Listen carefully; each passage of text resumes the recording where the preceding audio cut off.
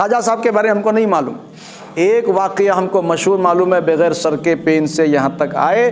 ایک بڑھیا عورت تھی، اس نے دیکھا، دیکھ کے بولی ابا کیسا بندہ ہے جو اس کو سر بھی نہیں ہے، نماز بھی پڑھ رہا ہے. حضرت نے گردن پر ہاتھ پھیرا، سر مبارک نہیں تھا. شان دیکھو اللہ کے ولی کی، سر مبارک جدا ہو گیا. اور حضرت نے ہاتھ پھیر کے پھر گھٹنوں کے بل زمین پہ حضرت تشریف لائے، جس میں مبارک زمین پہ تشریف لایا. ساتھ میں مرید تھے خواجہ نصیر الدین چشتی رحمۃ اللہ تعالیٰ علیہ، جو بازو میں چھوٹی درگاہ ہے، مزار نہیں ہے حضرت کا، چلہ ہے وہ.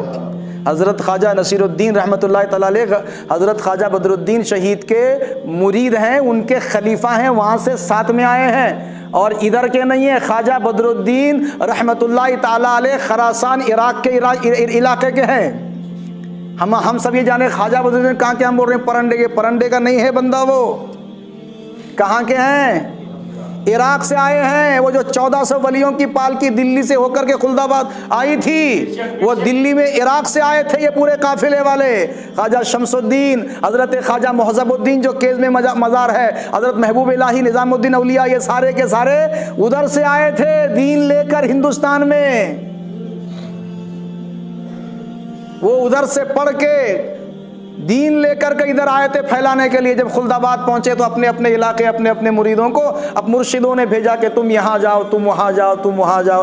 پیر و مرشد نے خواجہ محبوب الہی نظام الدین اولیاء نے حضرت خواجہ بدر الدین شہید رحمۃ اللہ تعالیٰ علیہ کو کوکن کے علاقے میں بھیجا کہ بیٹا تو کوکن جا، وہاں لوگوں کو تعلیم دے، وہاں لوگوں کو بتا، ممبر پہ بیٹھ کے لوگوں اللہ کے راستے پہ آؤ. موت برحق ہے، قبر کا سامنا ہے، سوال جواب ہونے والے ہیں، نیکی کی جزا ہے، بدی کی سزا ہے. یہ بتاؤ لوگوں کو، یہ زندگی بیکار نہیں ہے، اس کے پیچھے مقصد ہے. تم سے پہلے ہزاروں مر گئے، جنہوں نے اچھے راستے پر زندگی گزاری وہ امن میں ہے، جنہوں نے منمانی کی، نئی ویلیو دی شریعت کو، نئی بھاؤ دیا اسلام کی باتوں کو، بڑی مصیبت میں ہے، قیامت تک رہیں گے. اور قیامت کے بعد بھی پتہ نہیں اللہ کیا ان کے ساتھ فیصلہ کرے. سمجھ جاؤ. حضرت کوکن کے علاقے میں گئے، ہم میں سے کسی کو نہیں معلوم، ہمارے خادموں کو، مجاوروں کو نہیں معلوم. فجر کی نماز کے بعد مریدوں کو لے کر کے قرآن کی تفسیر کا درس دیتے تھے خواجہ صاحب. فجر کی نماز کے بعد ڈیلی قرآن اور اس کی تفسیر پڑھائی جاتی تھی. وہ جو پین میں جہاں سر مبارک کا مزار بنا ہوا ہے، اس کے سامنے جو گنبد ہے سفید تھوڑا آگے، اس میں ابھی بھی جا کے دیکھو کچھ لکڑیوں کے رحال ہیں، وہ درسگاہ کی جگہ تھی، کلاس لیتے تھے وہاں پر. قرآن کی تفسیر فجر کے بعد پڑھتے تھے اشراق تک، 10:30 تک. 10:30 کے بعد چاشت اشراق کی نماز ہوتی تھی، آرام فرماتے تھے. ظہر کے بعد حدیث کا درس ہوتا تھا، اور پھر کھانا پینا کھانے کے بعد نماز عصر کے بعد فقہ کا درس دیتے تھے. فقہ کا اپنے پاس کیا بولتے، کلاس. صبح میں قرآن کی تفسیر کا کلاس تھا، ظہر کے بعد حدیث کا کلاس تھا، اور عصر کی نماز کے بعد فقہ کا کلاس تھا، فقہی مسئلے کا. کیسے وضو ٹوٹتا، کیسے طہارت ٹوٹتی، کیا کرے تو وضو ٹوٹتا، وضو کا طریقہ کیا ہے، نکاح کیسے ٹوٹتا، طلاق کیسے ہوتا، سنت کیا ہے، واجب کیا ہے، نفل. یہ فقہی مسئلے عصر کے بعد سے مغرب تک ہوتے تھے. پھر مغرب کے بعد جو ہے نصیحت ہوتی تھی، بیان، واز بیان مغرب کے بعد خواجہ صاحب کرتے تھے مریدوں کو. اور پھر عشاء کے بعد مریدوں کو تہجد کی ترغیب کے بعد اپنے اپنے مکان بھیجتے تھے، اور حضرت پھر دروازہ بند کر کے عبادت میں مصروف ہوتے تھے. دن بھر بھی عبادت تھی، رات بھر بھی عبادت تھی. ہم کو ایک ہی شاٹ معلوم، بغیر سر کے آئے، پچھلا شاٹ معلوم ہی نہیں. اور کئی سال تک ایک ایک دو دو لوگ مجلس میں آتے گئے، مجمع بڑھتا گیا، مجمع بڑھتا گیا. پھر جو اس علاقے کا سردار تھا، وہ قبیلے کا، اس نے دیکھا کہ میرا سارا قبیلہ جو ہے میرا کم ہوتے جا رہا ہے، میری برادری کے لوگ سب اس کی مجلس میں جا کے بیٹھ رہے، اس کے بیان سننے بہت دور دور سے لوگ آ رہے ہیں. کیا ایسا بول رہا، کیا معلوم، کیا سکھا رہا، کیا معلوم، اپلا وزن کم ہو رہا بول کے حضرت کی مخالفت کرے، ستانا شروع کرے. سامان لے کے جاتے تھے، برتن لے کے جاتے تھے، کپڑے چرا کے حضرت صبر فرماتے تھے، صبر فرماتے تھے. پتھر پھینکنا، گھر جلانا، آگ کے گولے ڈالنا، کئی سالوں تک رہا. حضرت نے فرمایا توجہ مت دو، دین سیکھو. 10 سال، 9.5 سال مسلسل صبر فرماتے رہے. 9.5 سال کے بعد پھر حضرت کے جو ہے وہ کیفیت میں جلال آیا. صبر کی جب انتہا ہوئی تو پھر تلوار نکالی اور پھر مریدوں سے کہا کہ اب جہاد فرض ہو گیا، اب جہاد کرنا ضروری ہے۔ پھر آپ نے تلوار اٹھائی، جہاد ہوا، وہ بھی کس کے لیے؟ اللہ کے لیے، اسلام کے لیے۔ تعلیم دیتے تھے کس کے لیے؟ اللہ رسول کے لیے۔ تفسیر قرآن پڑھائی جاتی تھی کس کے لیے؟ اللہ رسول کے لیے۔ حدیث پڑھائی جاتی تھی اللہ رسول کے لیے۔ فقہ پڑھائی جاتی تھی اللہ رسول کے لیے۔ نصیحت فرماتے تھے اللہ رسول کے لیے۔ 10 سال صبر کیے اللہ رسول کے لیے، اور 10 سال کے بعد تلوار نکالی۔ کیا سمجھ میں آیا؟ ان کی زندگی اللہ رسول کے لیے ہوتی تھی۔ ان کے جو بھی کام ہوتا تھا زندگی میں، وہ سمجھانا چاہتے تھے کہ ہماری زندگی کا مقصد کچھ اور نہیں ہے، اللہ رسول کے سوا ہمارا چارہ ہی نہیں ہے۔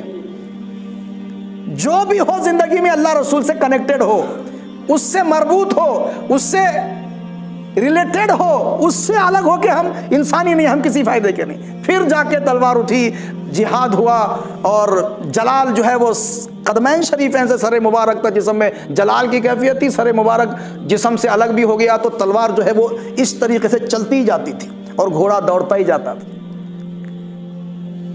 27 لوگ حضرت کے پیچھے آئے وہاں سے، مل صاحب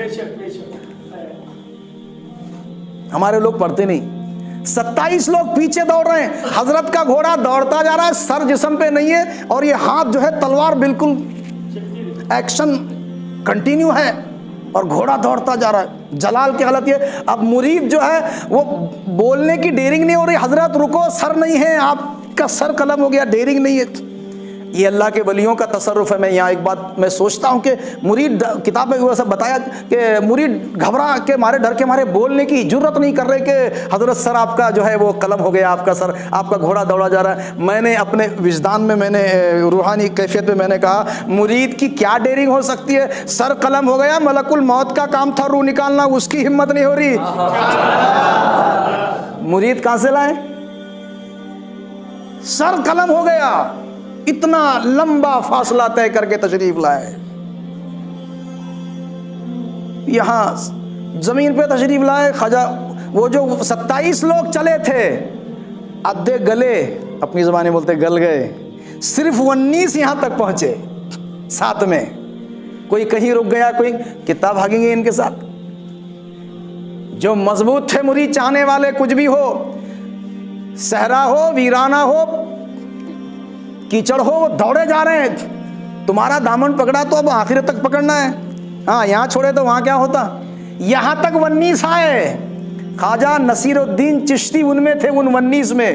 کچھ مزارات جو اوپر ہیں ان 19 کے ہیں، وہ اس میں ہیں کچھ 19 میں سے جو اوپر تھے، ابھی وہ پلین کر دیا ہمارے پاس، ان میں 19 میں کے لوگ آئے، وہ ساتھ میں آئے ادھر سے۔ وہ کون کون ہے، کہاں کہاں کے، کوئی اس کا یہ نہیں ہے۔